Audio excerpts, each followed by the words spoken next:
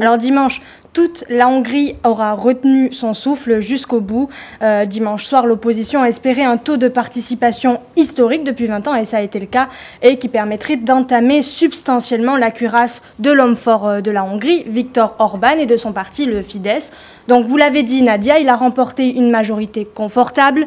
Le résultat promettait de décevoir les électeurs de l'opposition qui s'étaient rendus en masse aux urnes pour espérer un changement. Alors, pourtant, il semblerait, Anissa, que Orban et son parti est un programme très controversé, voire provocateur. Oui, quand même, c'est l'autoritarisme croissant de Viktor Orban, ses scandales de corruption et sa campagne très manichéenne, exclusivement centrée sur la question des hordes de migrants prêts à traverser la frontière, qui ont suscité une exaspération croissante dans une partie de la population. Mais ce ras-le-bol n'a visiblement pas suffi à briser la solidité du Fidesz.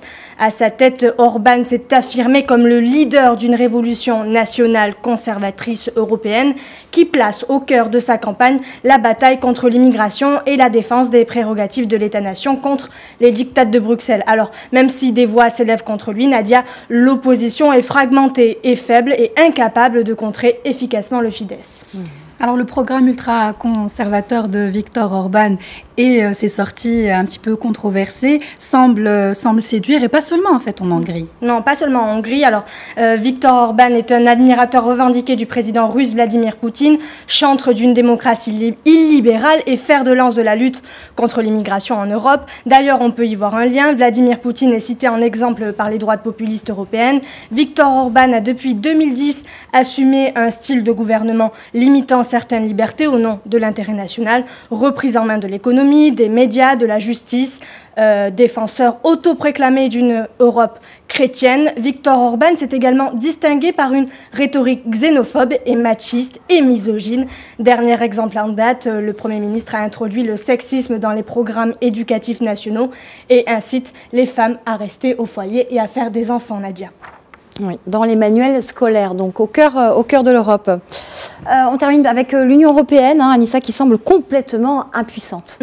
Alors, l'Europe semble médusée, vous l'avez dit, impuissante. Bruxelles est dans le déni de réalité, mais surtout, Bruxelles ne fait rien. Ni bâton, ni carotte. Prenons des exemples sur l'immigration. Soit Budapest doit faire davantage pour accueillir les réfugiés, mais alors, il faut un solide dispositif d'accompagnement, car la Hongrie n'a jamais connu d'immigration extra-européenne, africaine ou proche-orientale.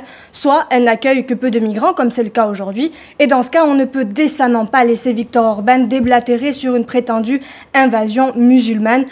Sur l'économie, le leader hongrois surfe sur 4% de croissance, 17% de hausse des salaires l'an dernier et un quasi plein emploi. Il surfe sur cette vague tout en disant que l'Europe laisse l'Europe de l'Est à la traîne. Ce qu'il oublie de dire, c'est que la Hongrie doit sa réussite à l'Union européenne, Nadia.